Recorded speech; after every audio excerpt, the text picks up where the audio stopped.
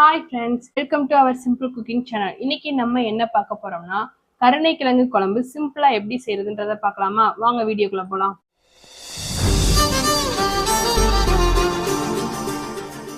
அதற்கு தேவையான பொருட்கள் என்னென்னன்றதை நம்ம பார்த்துடலாமா? நான் 1/4 கிலோ கருணைக்கிழங்க 1 வீக் முன்னாடியே வாங்கி நல்லா காய வச்சுட்டேன். அதை வேக வச்சு தோலெல்லாம் எடுத்துட்டு குட்டி குட்டியா கட் பண்ணி எடுத்து வச்சிருக்கேன். 10 சின்ன வெங்காயம் நறுக்கி எடுத்து வச்சிருக்கேன். ஒரு பெரிய சைஸ் தக்காளி கட் பண்ணி எடுத்து வச்சிருக்கேன். கொஞ்சமா தேங்காய் அரைச்சி எடுத்து வச்சிருக்கேன்.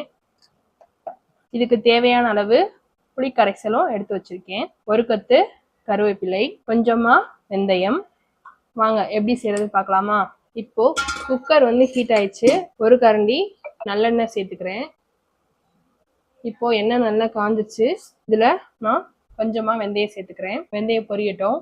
வெந்தயம் பொரிய ஆரம்பிச்சிச்சு. இது கூட கொஞ்சமா பெருங்காயம் சேர்த்துக்கிறேன். ஒரு கொத்து கருவேப்பிலை சேர்த்துக்கிறேன். இது கூடவே நான் நறுக்கி வச்சிருக்கேன் வெங்காயத்தையும் சேர்த்துக்கிறேன். வெங்காயம் நல்லா பொன்னிறமா வதங்கி வந்துருச்சு. இது கூட நம்ம எடுத்து வச்சிருக்க தக்காளியும் சேர்த்துடலாம். அதையும் நல்லா வதக்கிட்டுக்கலாம். நான் புளி நிறைய ஊத்துறதுனால ஒரு மீடியம் சைஸ் தக்காளி, பெருசா ஓரளவு தக்காளி தான் எடுத்திருக்கேன். நீங்க உங்களுக்கு தேவையான அளவு எடுத்துக்கோங்க. புளிப்பு நிறைய வேணும்னா. இப்போ தக்காளியும் நல்லா வதங்கி வந்துருச்சு. இது கூட தேவையான அளவு மசால் பொடி சேர்த்துக்க போறேன். நான் வீட்டில் அரைச்ச மசால் பொடி தான் சேர்க்கிறேன். 2 ஸ்பூன் மசால் பொடி சேர்த்துக்கிறேன். இதையும் இது கூட நல்லா கலந்து விட்டுக்கலாம். புளி எடுத்து அதை கரைச்சி எடுத்து வச்சிருக்கேன். அதையும் இது கூட நம்ம சேர்த்துக்கலாம். இது 2 நிமிஷம் கொதிக்கட்டும்.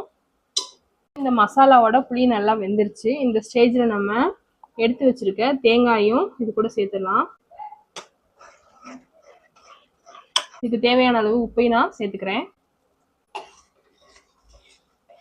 இது வேகும் போதேவும் நம்ம கருணைக்கிழங்கையும் இது கூட சேர்த்துடலாம். கருணைக்கிழங்கு எப்பவுமே ரொம்ப நாள் வாங்கி வச்சுதான் சமைக்கணும். உடனே சமைச்சோம்னா ஒரு மாதிரி அரிக்க ஆரம்பிச்சிடும்.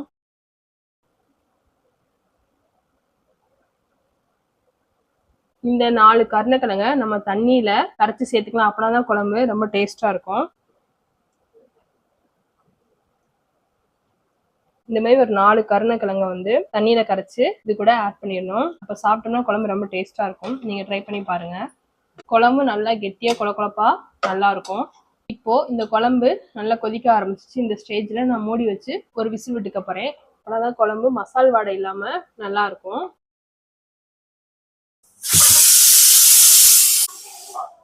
ஒரு விசில் வந்துடுச்சு. இப்போ நான் ஸ்டவ் ஆஃப் பண்ணிக்கிறேன். இதுக்கு ஒரு தாளிப்பு விட்டுக்கலாம். கொஞ்சமா எண்ணெய் ஊற்றி இந்த எண்ணெய் காஞ்சிருச்சு. இதுக்கு தேவையான அளவு கடுகு போட்டுக்கலாம். கடுகு பொரிஞ்சிருச்சு. இதுக்கு தேவையான கருவேப்பிலை போட்டுக்கிறேன். கொஞ்சமா சின்ன வெங்காயம் கட் பண்ணி வச்சுருக்க அதையும் சேர்த்துக்கிறேன். நல்லா தாளிச்சு விட்டுக்கலாம். எப்பயுமே குழம்பு வச்சுட்டு இந்த மாதிரி ஒரு தாளிப்பு விட்டோம்னா அந்த குழம்போட டேஸ்டே செம்மையா இருக்கும்.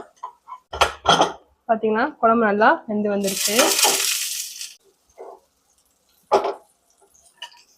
இதை நம்ம இது கூட சேர்த்துக்கலாம்.